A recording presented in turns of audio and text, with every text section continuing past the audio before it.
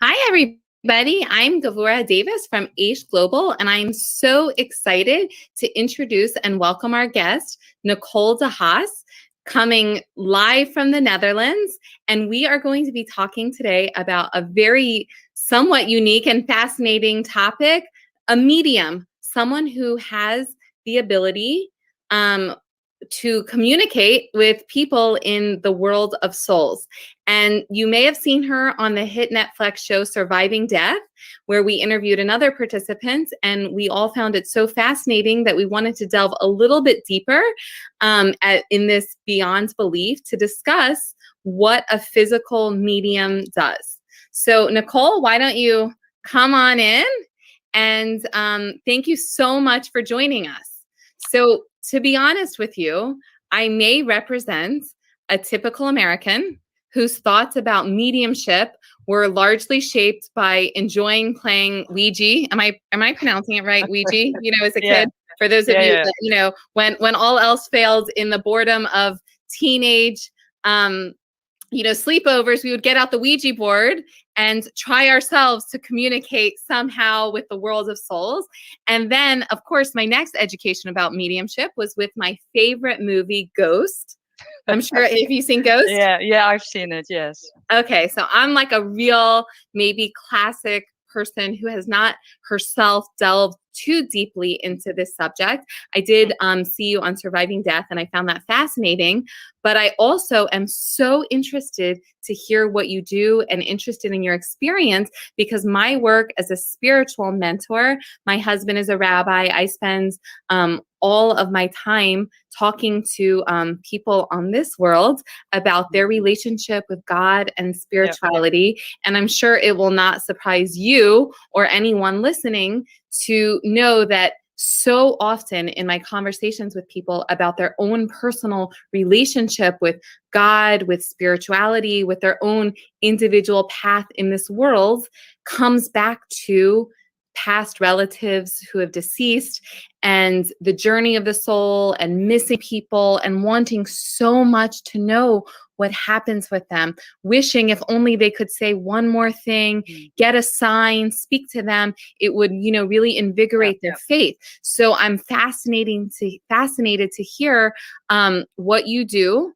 And I love your website about your work as a healer as well, and in the field of psychology. And so without any further ado, can you please tell us a little bit about yourself, what you do, what brought you into this interesting field? Yes. So thank you for having me on this show. And I've looked very much forward to it. Actually, my journey in mediumship started quite surprisingly, because I didn't grow up in an environment where I was allowed to be sensitive in a way. My father was an atheist. My mom was from a Catholic background.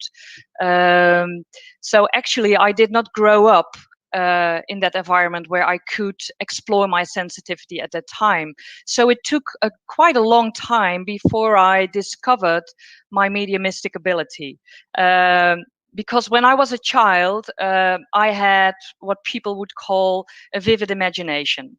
But when I became older, I started to understand, when the puzzle pieces fell into place, that actually it was not always my imagination being a child, but I already had some experiences with the spirit world. I studied psychology. Can I just ask you really quickly what those experiences looked like as a child? Yes, well, there was one major experience that I would like to highlight. We moved to an old farmhouse when I was 11 years old, and it was an old house, and I had my new bedroom there. And after a few weeks of spending the nights there, suddenly I could, as clearly as I can see you on a screen, I could see a young girl standing in my bedroom. And she told me her first name, and she said to me that she was buried in the garden next to my bedroom. And so I went to my mom, and my mom said, well, it must be your imagination or something. So she didn't really believe it. And I left it because I didn't feel, I wasn't taken seriously. So months later, and I forgot about the incident actually, my parents decided to redo the garden, and they hired some people to remove some huge bushes next to my bedroom, and there was the grave with a name on it. So that was the confirmation some And 3 was or the 4 months. name this girl's name? Yes, it was. Yeah. And And also you her. obviously had not seen that grave prior. No, it was impossible to go into. No. Wow. So that was a very vivid experience. And I think this only happened maybe twice or 3 times in this way. But always I have been very sensitive to this world also. I could easily cry over everything, and I could, I was very sensitive to energy, and so that all started to unfold more when mediumship came into my life. But actually, it came into my life when I was in my mid-20s, I think. I studied psychology. I adopted 3 children from the United States. And that was also the part of my life where I found out that in my job, I was working in child welfare work at that time, that I was not happy doing what I was doing. And I needed some healing myself. And I always say to my students now, there is a reason why you are on the pathway of mediumship. It's because something within you needs to be healed. And I think this is how we all enter the pathway of mediumship, and this is how I entered the pathway of mediumship. So I started my own practice years later, not as a medium, but as a healer first. And I did training as a kinesiologist. So I started my own practice and got people for treatments. And I met a man at that time, and he said, Nicole, you should go to the Arthur Findlay College in London. And I said, well, I've never heard of that, but it got my interest. So I looked it up, and it turned out that one of the teachers that works there was from Holland. So I decided to do a weekend course. I had no clue what mediumship was at the time. Honestly, I had no clue, and I was just interested. So I went there, and I will never forget. And this is also how naturally it apparently already was, because I was there, and she asked me to come up front in front of the group, and she said, okay, Nicole, please try to make a contact with someone in the spirit world who belongs to one of the students. And I said to her, I've no clue what to do. And she said, well, just give it a go and try. So honestly, I had no clue what to do. And suddenly those images came into my mind, and I said to the group, I said, well, I've got a grandmother here, and her name is Johanna, and she was living on the countryside. She had her own farm. And that's how I moved on, and the story unfolded, and everything was correct. But if you would ask me back then, how did you do it? No clue. It just happened. It was just there. The information just popped into my mind. So that was actually the start of my what we call mental mediumship. Because mediumship, we can divide mediumship in different aspects. We have healing, where the spirit world uses us as an instrument for the healing power to be transmitted to the patient, basically. But we also have mental mediumship, and mental mediumship is a form of mediumship where the spirit world uses the mind of the medium.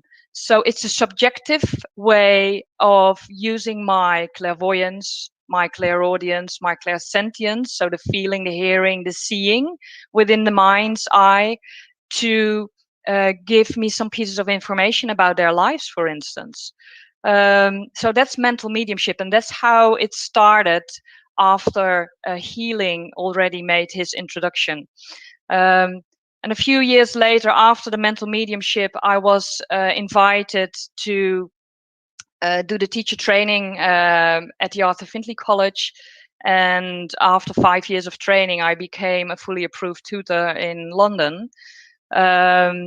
So this is basically how, in my earlier stages, this all unfolded. And about 12 or 13 years ago, it was a trance mediumship that came into my development. And trance, there's a lot of misconception about trance and about what trance is, but it's nothing more than a very passive state of mediumship. We go in an altered state of consciousness and allow the spirit world also through the mind to work through us. So there is that blending of souls, and in that brief moment we become one, and they can use, for instance, my vocal cords to speak, or to do healing when I'm in a trance state, just to give you some examples. I never thought of going into the direction of trance or even physical mediumship. But spirit moves in mysterious ways. And this is also what happened in my mediumship. And I think the more we trust spirit, the more we can see the signs, the more or the closer we stay to how our soul needs to express itself in life. And sometimes that's in a different way than what we think for ourselves. So the physical mediumship came in, I think it was in 2012, around that time, that I started sitting for physical mediumship. And I just had been lucky enough to have the right people around me that could recognize it within me, because I couldn't recognize it at first, and to help me in my development. So that's a little bit Wow. about my. I mean, I have like 25 questions I want to ask you Yes. personally, but Yes. of course I want to keep it relevant. But my rule of thumb is that if I'm wondering it, I'm sure other people are. So I want to go back to one of the first things you said, which is about being a sensitive child.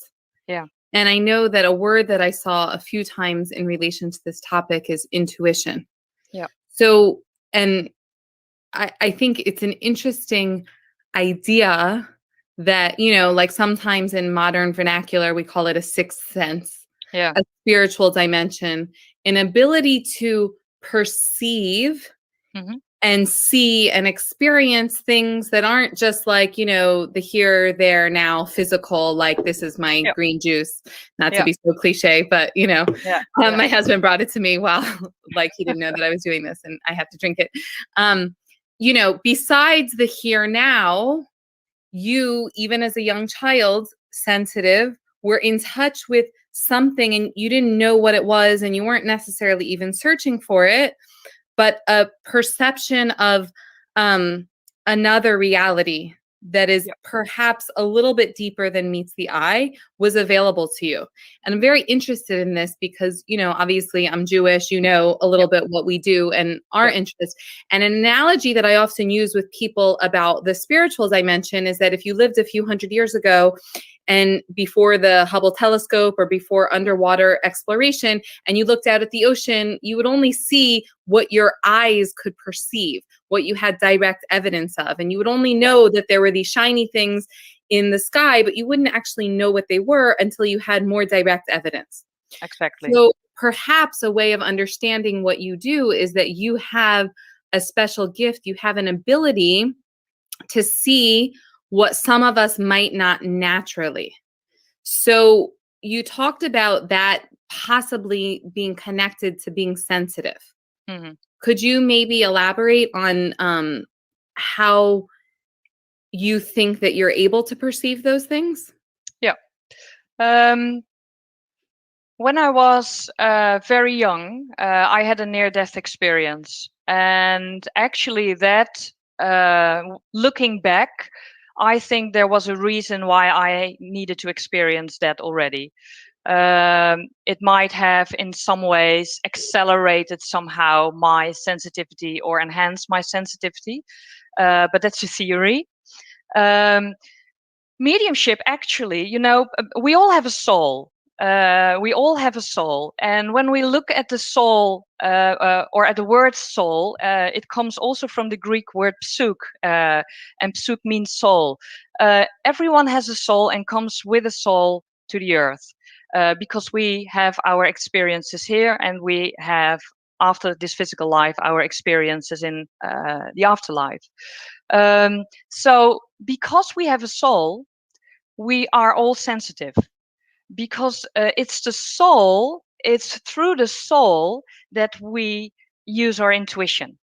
So as mediums, the best way I can explain it is when I divide myself in two. So when I half myself, everything that is in front of me is this physical world. So you are in my physical world, and my awareness is in front of me, is with this physical world.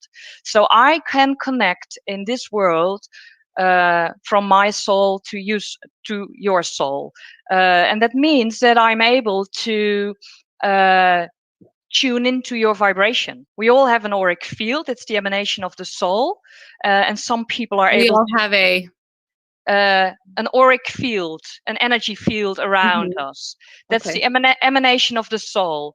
All of your qualities, your potential, all of your life's experiences are to be found in that energy field. So if we as mediums connect to that, then we are able to perceive or get information. But that's on one level. The second level that we work with as mediums is, of course, the world of spirit, the world of our loved ones, moms, dads, brothers, sisters, grandparents in You spirit. mean people who have deceased? Yes. So, Yes. so you're differentiating, just so I can understand terminology. A Yep. soul, it sounds like you believe, is eternal, Yes. and every single human being has a soul. Yes.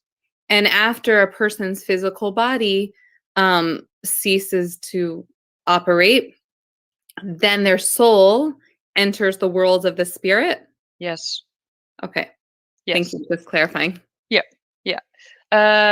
So the second part that we do as mediums, and actually that's the most important part, is that we are able, or actually we have that ability to connect and to communicate with the world of spirit.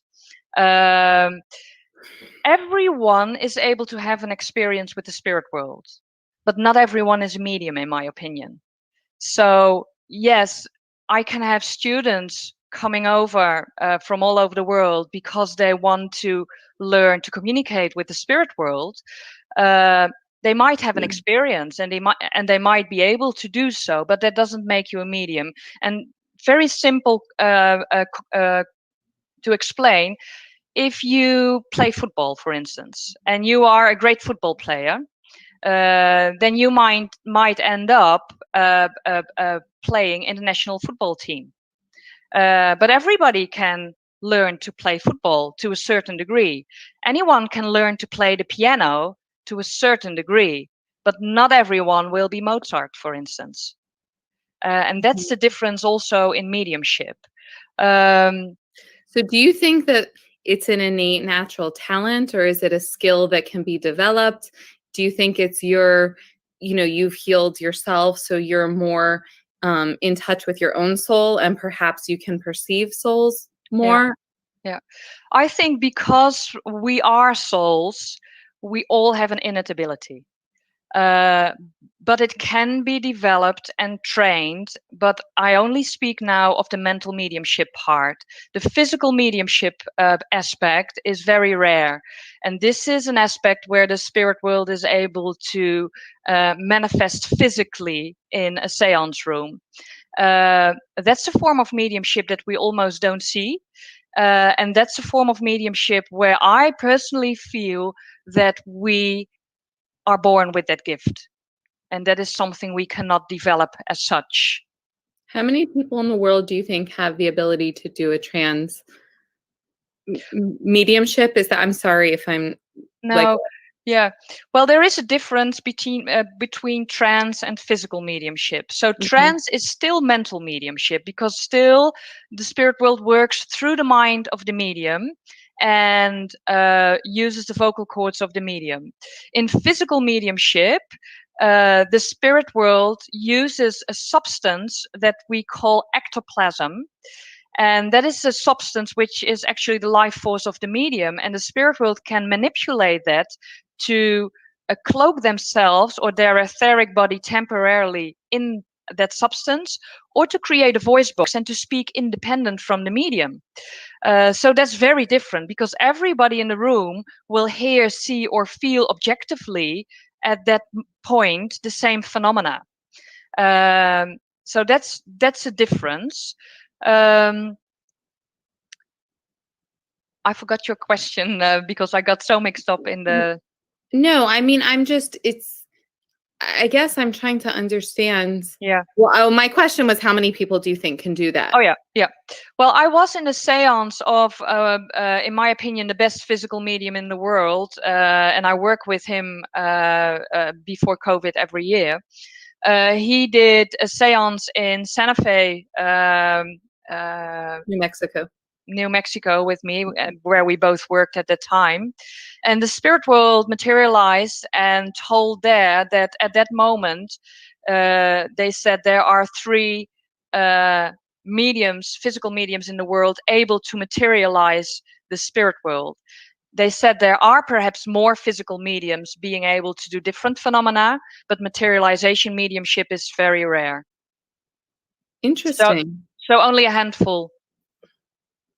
So, before I ask you some theoretical and philosophical questions, I'm curious, people, a big motivating factor, of course, is people wanting to communicate with their loved ones who are physically deceased.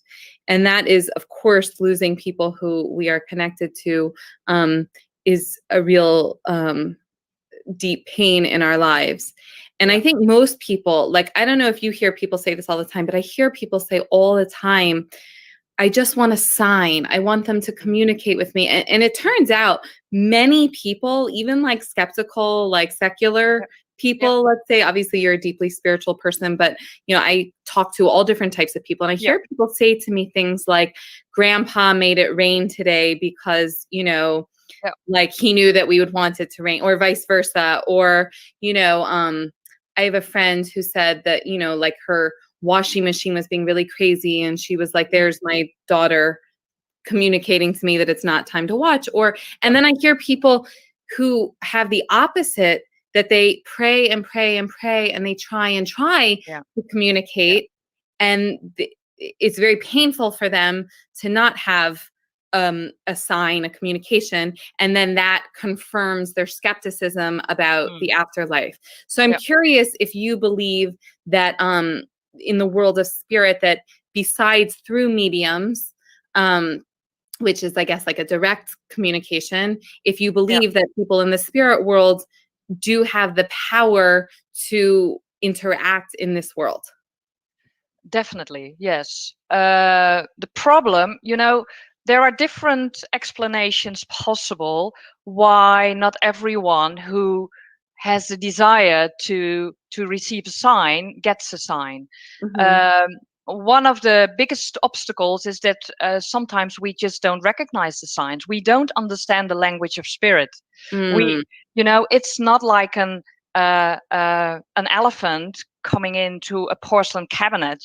It's sometimes so subtle that if we are very caught up into this world, in this material world, that there is no room within our own vibration to receive on the intuitive part any sign. So sometimes that can be a problem. So your advice would be for someone who really wants a sign or communication to try to work on their own spiritual development. Yes. And also an intuitive connection to themselves. Exactly. And mediumship goes hand in hand, in my opinion, with personal development. I got that sense from your website, and I would love to hear more about that. I found that fascinating. Yeah, because I feel, we can learn some techniques, but that's not mediumship. Mediumship is a way of life. Mediumship is a way of being, and we can only reach a certain degree of mediumship when we work and heal ourselves first, and when we continue to strive to progress as ever evolving human beings. So we have to look into that mirror every day and be honest with ourselves. And we have, spirituality is not only uh, doing mediumship. Spirituality, real, true spirituality to me is living your life here and living a life of service. I And love that. yes, and being there for others and at the same time being an example to others. That to me is true spirituality. And as long as we don't live that, we can do in our mediumship whatever we want, but we will not progress in our mediumship if we don't take the other part or embrace the other part as well. Wow, that is so beautiful and so true. And it's hard for me not to have tears in my eyes. I guess I'm also a sensitive person because Mm, I, like most people, have lost people in my life who I yeah. love very dearly. And I think, like I lost a friend to mental illness 2 years ago. And, she was very young. And I Mm, think all the time, like, you know, it's interesting because I feel her communicate to me yeah. through wisdom. Like she was a very, very, very special person. And I think all the time, she was an incredible mom. She had young kids, unfortunately, when she passed away. Um, and I think all the time, like that my way of honoring her is Mm, to try to emulate some of her really service oriented. She was a yeah. very service oriented person. And I always sort of think like, that when I'm doing things that I know she would really love, that she's sort Mm. of smiling at me. Yeah. Oh, that's beautiful. And I'm sure she is, For me, there is no doubt about it that she is. As soon as we think about people, sometimes we have those moments where you are doing the dishes, for instance, and suddenly she pops up in your mind. That's Yeah. a moment where she is in your energy. That's the moment where she wants to say to you, look, I'm here and I'm doing okay. And I still love you, you know? What do Uh, you think that souls are doing in the spirit world? Um, well, as far as we know, and as far as the spirit world shared with us on many different occasions, the spirit world is also a world of work and progression. So um, we live our lives here. When we go to the spirit world, we do not instantly become someone else. So we still take that essence of who we are with us into the spirit world, and that's how we are recognized.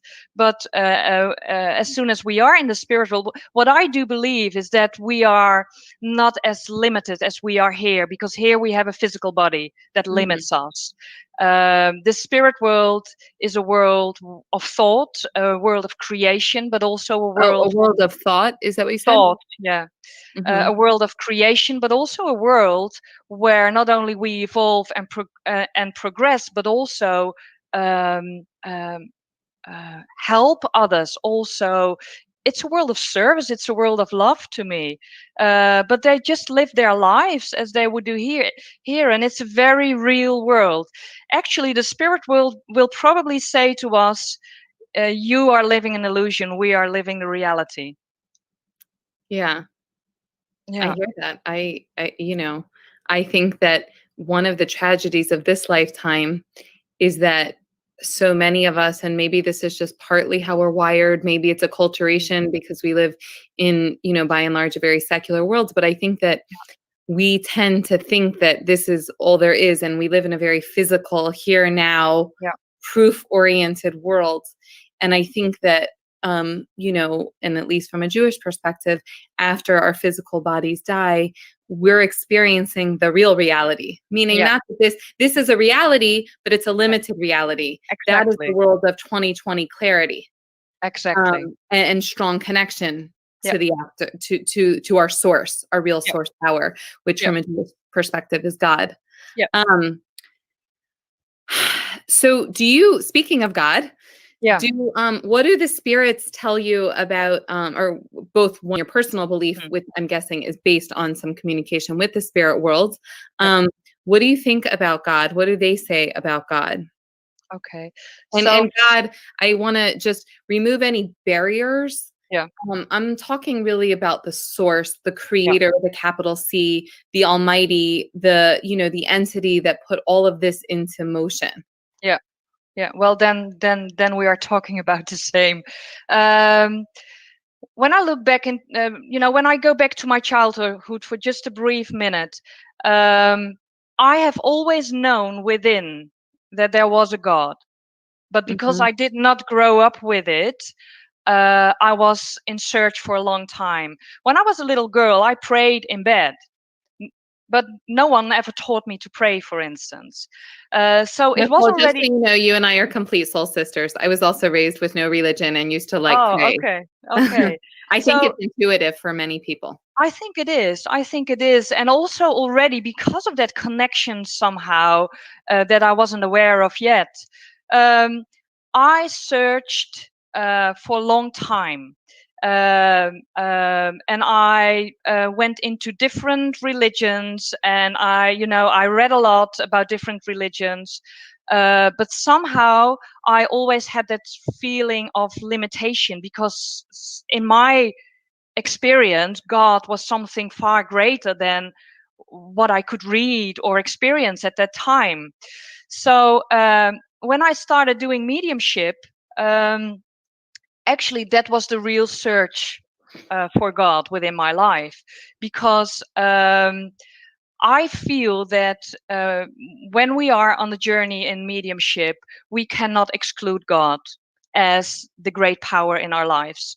Because if we believe that or know that God is the creator of life, of all life, it creates life, it sustains life, it is life, it's the power of life itself, then we cannot deny God as such. Otherwise, we would deny mediumship and the possibility even of the afterlife and the spirit world, because those are inseparable. So one of the things that I needed to heal within myself was to find God in the whole process of becoming a medium. And Can I I think just this, interrupt you because you're saying yeah, something that's fascinating that I would love to hear you elaborate on. yeah, Um, Finding God, discovering God, connecting to God in your personal way, you said was part of your healing process, yeah. which I love and I happen to agree with for all people. Um, did you feel a lacking before? I mean, I think you're obviously a very sophisticated and personally evolved human being. I believe that we are in this world to be on a healing journey. All of us are on a healing Yep, journey. In other words, we want to be our best selves. We want to live our best life and really yep, manifest all of the incredible potential that we have. So, in what way I mean, you can speak about your own journey, but, speaking to others who I'm sure also want to heal, how, or maybe don't even know what this means. Can you just elaborate a little bit on the healing journey and how it's yeah, connected to like you said, that finding God was part of your healing yeah, journey. yeah. Well, for me personally, what helped me is when I started to develop as a medium. Actually, the foundation in mediumship was to sit within the presence and the power of God. We are all connected to God. We all have that divine aspect, that spark within, that we call spirit, because that's life. Spirit is life and life is spirit. So we're all connected to each other and therefore to God, which is the supreme power. So I took many moments of sitting in the quietness and just to be present and to feel that power within, and to become one, or experience that oneness and closeness with that supreme power and with the spirit world. And that's, in my opinion, the foundation for mediumship. And besides being in touch with that oneness, besides that helping you develop the power and potential for mediumship, I'm curious, did you find any fringe benefits in other areas of your life? um do you mean in relation to mediumship? So I'm guessing, I mean, this is Yeah, kind of a presumption, but you seem like a holistic human in the true sense. that your relationships with other people and your ability to positively contribute to the world, that it's all interconnected. It's not like, your job, Nicole, is, No. like being a therapist didn't work, so I'll just try becoming a medium. I'm No, guessing no. that is Yeah. not your path. No. And I'm just curious, as you have delved deeper into a connection with the world of the spirit and with God, has that affected other areas of, you adopted children. Yeah. I don't know if you want to talk about that, but do you feel that this has led you into a life of service and that manifests itself in other ways of your life? Yeah. I think it definitely enriched my life, and it taught me about life. So mediumship and the whole process that I went through, the whole healing process, let's call it that way, brought me closer to my own spirit, my own soul. And I think a lot of people struggle in this world because they don't know the expression of their own soul's power. And that's one of the purposes that when students come to me for training, I can guarantee you perhaps there's only a handful of mediums or potential mediums. All the people, and they come from all walks of life. I have students, they are lawyers, they are doctors, they are housewives, from all walks of life. If you really look closely to what they're looking for, it's actually find meaning in life and finding their own soul's expression so that they can finally start doing what they are meant to be doing. And that doesn't have to be mediumship. If it's mediumship, then we go along that road. If it's teaching, then you go into that direction. And mediumship to me is not bound only to platform work and doing one-to-one contacts and to physical mediumship. Mediumship is about life. If you are a teacher or a therapist and you work with children or with vulnerable people, or if you work in a hospital, that's where the spirit world also expresses itself. That's where God expresses himself, So mediumship is so much more, but we don't realize that. So I think what I find fascinating and interesting and wonderful about what you're saying is that not everyone who pursues this path, while I'm sure you can help every person develop their intuition and their sensitivity and their awareness, you don't think it's for everyone. True. And that there has to be, it's like soccer or piano, there has to be a certain innate talent that you as a teacher help develop. Yes. And the reason that I find this interesting, I know that, I sent you some before questions. So Yeah. you know that I am representing, the thousands of people who are watching this, which may be wondering, like there's certain people, because I work in the field of Jewish outreach. So I am, I'm a spiritual educator, and most of the people who I speak to categorize themselves as skeptical or non-believing, or in Judaism we have people who are spiritual but not religious, or religious but not spiritual, and it's interesting. Many people say to me, prove it. Can you show me like direct evidence? And, when people ask me to prove something, my response is always, well, are you asking me intellectually? Are you asking me emotionally? Obviously, it's all based on the person asking, what their blockages might be, what their past experiences might be, because often from a Jewish perspective, when people tell me that they're an atheist or agnostic, they say it's for intellectual reasons. And 4 minutes into the conversation, they are very emotional about an emotional experience, often involving someone who's passed away. Yeah. But if someone were to come to you and say, prove it, how would you respond? And, do you feel that there is direct evidence to support, that mediumship is more than just your personal thoughts or feelings, or any mediums? Yeah. Because obviously I'm asking this because, people saw Whoopi Goldberg, Yeah, of and course. Of and it course, I happened, understand. it happened, the film portrays it that it actually was true, and Yeah. Patrick Swayze really was. But people think of it as like tarot card reading or Yeah. future telling, and Yeah. there's skeptics out there. So I'm curious, and I'm sure this isn't the first time you've been asked this No. question. I would No. love to hear your response. Yeah, of course. And to be honest, I think I was a skeptic also many, many years ago, and it took me quite some years to be convinced. Um, as a medium, I don't see it as my job to convince or convert people, because Mhm. mediumship is about having an experience. So what Mhm. might be proved to you might not be proved to your neighbor, for instance. Mhm. All I can say is that what really convinced me personally, and what I know that can give the greatest proof of life after life, is through physical mediumship. Because in that form of mediumship, the spirit world enters the room objectively.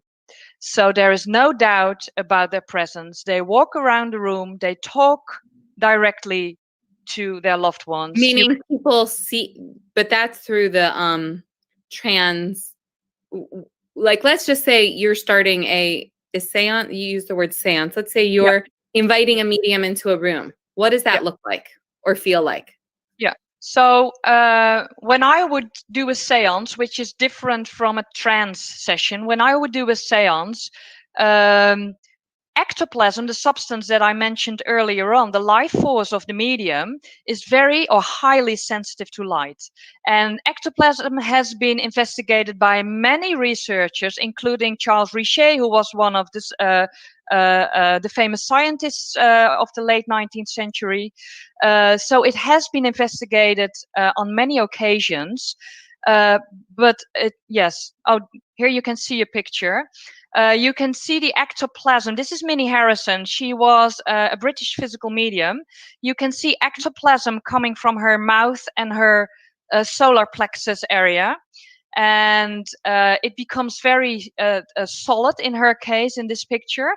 And you can see that it is attached to a trumpet. And a trumpet is sometimes being used as a megaphone for the spirit world to enhance the objective voices, so that the voices are heard better. So ectoplasm normally is being developed in physical mediumship in the dark, because if we take a look at life, all life is being created in darkness. A baby in the womb of the mother, the seeds in the ground that become plants and trees, all life is being created from darkness into light. And this is also what happens in a seance room.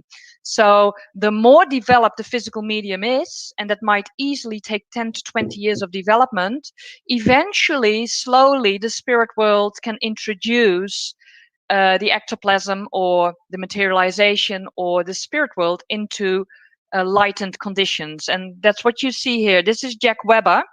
He was a Welsh physical medium, one of the most tested physical mediums of all times. And unfortunately, he died in his mid-30s. Because he exposed his physical mediumship so much to lightened conditions that it took away his health. So that's why he passed so young to the spirit world. But what you see again was ectoplasm. Yeah. So it sounds like you're saying that there is kind of confirming physiological evidence. Yes, there And is. so have you had experiences where skeptics come and experience it and like they're believers afterwards? Yes, I've had many experiences where that happened. I also had experiences where the skeptic still remained a skeptic, and that's why I try to say to you, mediumship is about having an experience.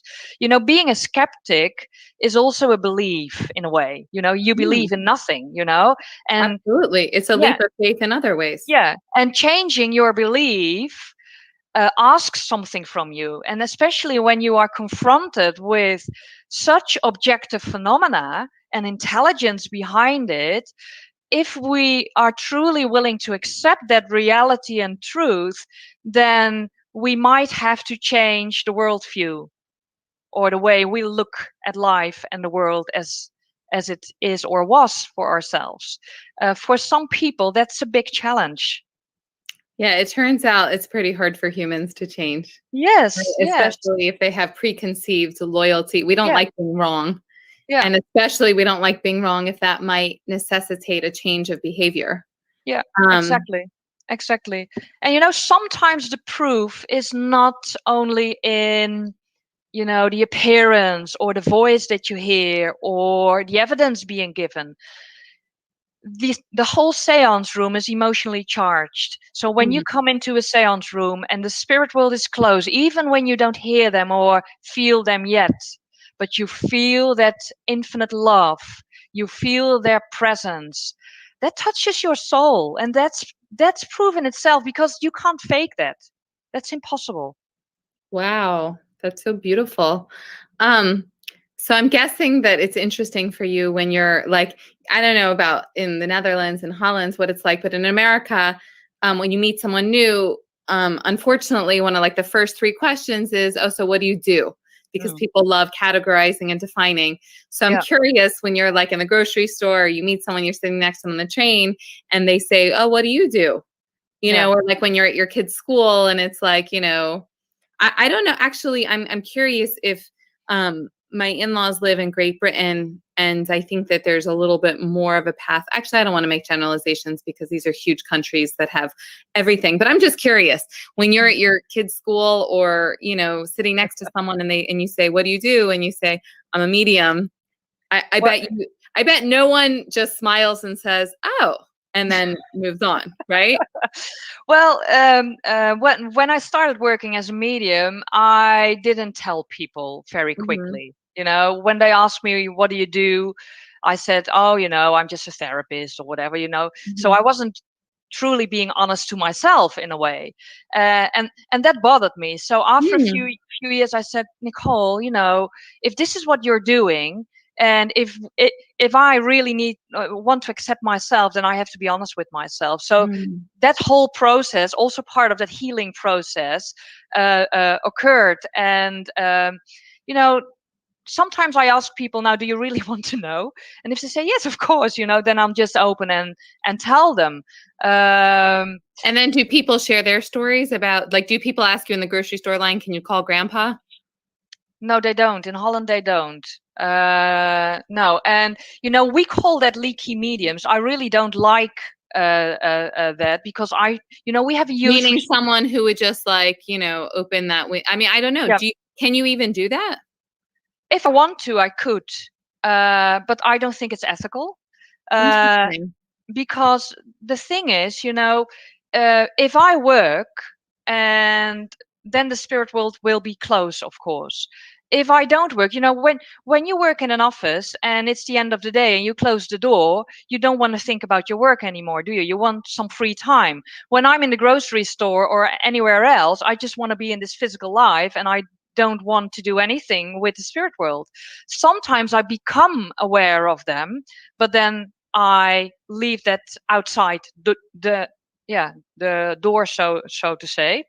Um, I think it's unethical to go to people on the street, and I have seen it on some American TV shows, and I think it's wrong to say, "Oh, oh, I'm just here, I'm a medium, and your grandmother is here, and this is the message." Um, we are working with the power of life itself, and we have a huge responsibility in what we do and what we say to people. So I'm always very careful with it. Not everybody wants to receive a message, or not everybody is ready to receive a message.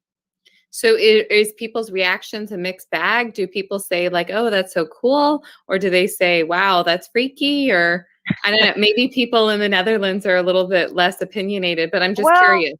well, it depends where you are. Some people say, "Oh, cool," and some people will. Well, if they don't think it's cool, they will probably say nothing and just say, "Oh," and then Yeah. they are quiet. Yeah, like, wasn't Uh, expecting that one. yeah, yeah, yeah. And my kids always have been open about it, and especially my eldest one. She has autism, and she's a very sensitive young woman. She's 18 now. Um, she has a connection herself with the spirit world, and a very strong intuition. But when she was very young, I remember in primary school, I was being interviewed for the newspapers back then. Um, so some of the kids in her class heard about it and said in class, "Oh, Sterre, that's my daughter's name. Um, your mom is in the newspapers. Why is she in there?" And she just said, "Well, my mom is very special because she can speak to the dead." And all the children Mic at that drop. and all the children were saying, "Oh, that's cool." But the tutor or teacher at the time, she was just, "Oh, okay, let's go to another subject." Yeah, yeah. So yeah. It's certainly unique, and I guess I don't know if taboo is the right word, but it's certainly not what people are probably used to. Well, Or well, I don't know, how common is it? Like, is it like considered, like, I don't know, the whole field of like the paranormal, I don't know, is that considered um like a unique subject? I think it's getting more mainstream now, and especially the paranormal. If you see all these shows on television, um, there are quite a few, but that's a very different area than what mediumship is. Mhm. There is a difference, for instance, between what they call like ghost hunting and communicating with the spirit world, because a ghost is not a spirit. So there is a difference between it. And I think a lot of people don't understand. And I think it's important that people get an understanding of what true mediumship is, because it's not spooky. Paranormal work might be spooky, or presented as spooky. I But guess it's all relative and in the eyes of the beholder, yeah, what yeah, one person would consider unique or unusual, or maybe just they've yeah, never thought about it or studied it yeah, before. yeah. But you said something that I wanted to go back to, and I'm just curious, do you think after you communicate with someone in Hmm. the spirit world, does that change or affect your behavior, or the listeners or the family members? Does that affect their behavior in this world? I think that every moment in touch with spirit is a change within.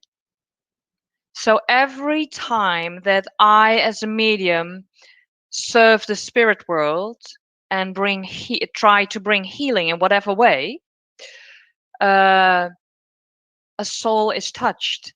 And when the soul is touched, something within changes, and it will never be the same. And that's the same for Hmm. the recipient. Mm-hmm. When I sit in a seance of physical mediumship, for instance, what happens is that something within my vibration changes. Um, and because of that, as soon as I step out of that seance room, without thinking about it, subconsciously, my vibration, or perhaps that healing aspect within that vibration, because of the experiences in the seance room, will have an effect on others subconsciously. How often do you engage in mediumship? I mean, am I saying, how often do you communicate with people in the spirit world? Daily. Daily. Yeah. People come, do you have a home office? People come to your home? Oh, in that way. Well, I communicate to the spirit world daily because I communicate with my own spirit team that are there for me, that develop me and my mediumship. Do you Work, mind if I ask, are those people who you knew in their lifetime? no, no. For instance, in the Not Netflix, like parents or no, grandparents or no, no. Of course, I'm aware sometimes of my grandparents. My grandmother passed with COVID last year, for I'm instance. sorry to hear that. Yeah, thank you. I mean, I Yeah. everything that happens is for the good, so I'm sorry for the pain that that may have been for you. Well, on one hand, it is a pain, of course, because it's a physical loss, and we Mm. can't deny it. But I know how happy she is now in the world of spirit. And she suffered from dementia, for instance, and her mind is free now, and I know this, and she is sometimes so close to me that I can hold a conversation with her. Not often, Do but you believe sometimes. people in the spirit world are healed from any physical or mental ailments they had in the physical world? Yes. That's very Yes. comforting. Yes, definitely. Yeah. Yeah. Yeah. So, if I may, I wanted to share with you something that I'm curious your reaction, and Hmm. probably the viewers are wondering this Hmm. as well. The Jewish perspective on Yeah. this. So it's interesting because we actually do believe it. We obviously, I mean, no, not obviously. I want to be very direct and clear that Yeah.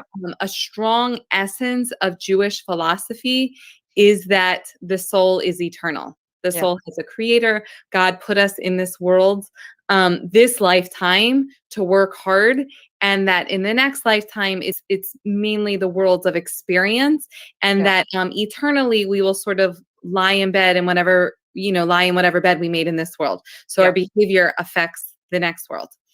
So we Exactly. very much believe in the Yeah. world of spirit. We call it the next world or heaven Yeah. in the English word is what people use.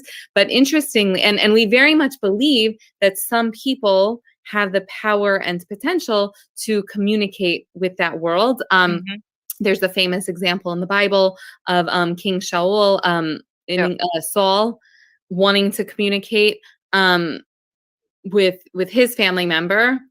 But interestingly, we don't say that it's good for our relationship with God to get Mm. insider information. And Okay. from a Jewish perspective, the reason why is Yeah. because free will is the essence of, like, we have to have the power to choose, Yeah. right? I So I'm agree. Yeah. curious what your Yeah. response is Yeah. to that, your Yeah. reaction. Yeah. Um, I agree with you concerning the free will part. Um, I think it is important to realize that as mediums, we do not predict futures. And if there is someone who says he can predict the future, then I would question that. Okay. So it's not our job to predict anything, basically. It's our Mhm. job to bring healing to those who need healing, whether it In this is world. through mental, yes, In in this this world. world, but Mhm. sometimes also in the spirit world. Because, if we lose someone through the process of death, then we lose one single person and we grieve over that person. But that person loses a whole family. So by allowing that person, or giving that person the possibility to join and to come through and to say, okay, I'm okay, or I'm sorry, or I love you, or whatever the person wants to say or needs to say, healing in both worlds takes place. And it's always two sides of the coin. Mhm. And I think it's not only great responsibility, but also a beautiful experience to be to be able to be a part of that as a medium. So in no way should we do any predictions. The spirit world doesn't even always know what will happen. Uh, and one of the great examples is that one of the great minds in spirit said in 1939 that there would be no Second World War. How wrong was he? And that was quite an evolved mind in the spirit world. And because of free will of us here in this world, he was Mm. wrong, So Mm. So I shouldn't invite you to Vegas with me. no, no. Otherwise, I would be rich already, and I never will be rich. Right. No, but Um, as long as we are rich in spirit, that's all what matters. exactly. I couldn't agree with you more. So if you could just leave with one closing message, um, maybe words of hope and wisdom and comfort to us in this lifetime about what it's like in the world of souls, what would you say? I think, well, then I would like to say that this world is indeed a world of work, and sometimes also hard work, because this is the world where we have to learn and have to have our experiences, and it's often in the storms of life where the soul finds itself. And isn't it a wonderful idea that at some point we all go back to what we call God, and to have the possibility to commune and to communicate again, and to even hold our loved ones again that we missed for so long. Only that knowledge already is very comforting for many people. But we have to do it here. This is the world where we have to give our best. This is the world where we have to make the best of it. So we should start living now. This is what the spirit world truly wants. They are not only to give messages of life after life.